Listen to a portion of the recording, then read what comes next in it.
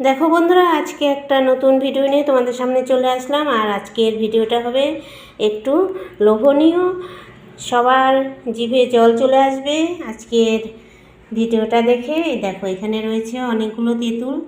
তো এই তেঁতুলগুলো আমি অষ্টমীর মেলায় গিয়ে 1 কেজি তেঁতুল কিনে নিয়ে এসেছিলাম। তো এই তেঁতুলগুলো দিয়ে আমি আজকে একটু শরবত করব। মানে একটু লেবু পাতা আছে, লবণ, চিনি আর কাঁচা লঙ্কা নিয়েছি। আর এই দেখো, তেঁতুল ভিজিয়ে রেখেছি। এই তেঁতুলটা লেবু পাতা মাখিয়ে একটু শরবত করে এই গ্লাসে গ্লাসে সবাই মিলে খাবো। তো তেঁতুল খাওয়া অনেক উপকার, পুরানো তেঁতুল তো অনেক ভালো। আর তেঁতুল খেলে নাকি শুনছি প্রেশারটাও কমে, যাদের হাই প্রেশার তাদের তেঁতুল খাওয়া অনেক ভালো।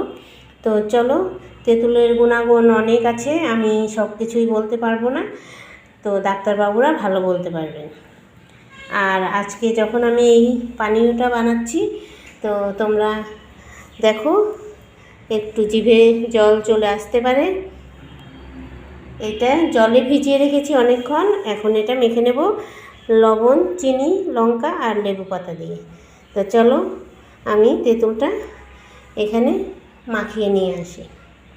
দেখো, আমার তেঁতুলের শরবত করা হয়ে গেছে। এই যে লেবু পাতা ঘষে লবণ, চিনি, লঙ্কা দিয়ে মেখে নিলাম, আর এই যে ছাঁকনির সাহায্যে ছেঁকে নিলাম। তো শরবত তৈরি হয়ে গেছে, খাবার জন্য রেডি।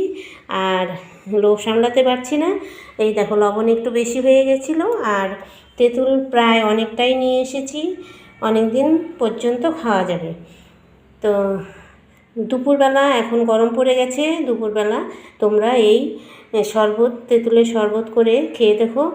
যাদের প্রেশার হাই আছে তাদের তো প্রেশারটা কমবে, আর অনেক উপকারও আছে। তো তেঁতুলের শরবত তোমরা বানিয়ে খেয়ে দেখো, বেশ ভালো লাগে। আর টক জিনিসের ওপর তো সবারই একটু লোভ থাকে, সেটাই আমি আজকে তোমাদের সামনে তুলে ধরলাম। তো এখন এই শরবতগুলো আমরা খাবো। তো চলো, ভিডিওটা আমি এখানেই রাখছি। তোমরা ভালো থেকো, সুস্থ থেকো, আর আমার সঙ্গে থেকো।